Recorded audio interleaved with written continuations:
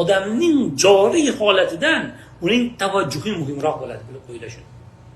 Joriy holatingizdan, hozirgi holatingizdan sizning tavajjuhingiz qaysi tomonga qarab yuzlanayotganingiz muhimroq bo'ladi. Ba'zida ko'rasiz, ba'zi odamlarni, masalanda bir ayol bor, masalan, hijob yaxshilab o'rab yuradi. Lekin nima bo'ladi? Birinchi mana u qo'li kattalashishni boshlaydi. Birinchi qo'l kattalashishni boshlaydi, işte qo'l ko'proq chiqishni boshlaydi.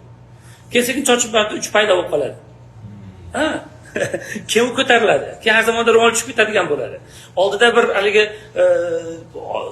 ochiq ko'ylakda bo'ladi, oyog'i paydo bo'lishni boshlaydi.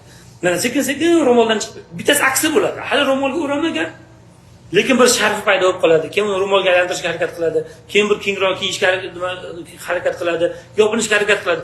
Bu iymon tomoniga qarab ketadi, bu shu fisq tomoniga qarab ketadi. Balki odamning joriy holatdan ko'ra tavajjuhi muhimroq. Ertaga qayoqqa qarab ketayotgani, qalbi qayoqqa qarab ketayotgani, yuzi qaysi tomonga yuzlangani muhimroq. O'shanga nima dedi? Wajjahtu wajhi lillazi fatara as-samawati wal ard.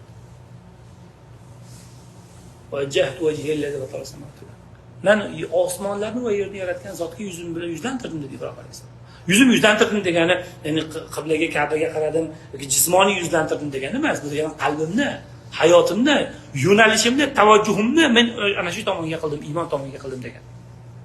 O'sha uchun ham biz bilaylikki, odamning qaysi tomonga qarab ketayotgani uning hozirgi holatidan ko'ra muhimroq.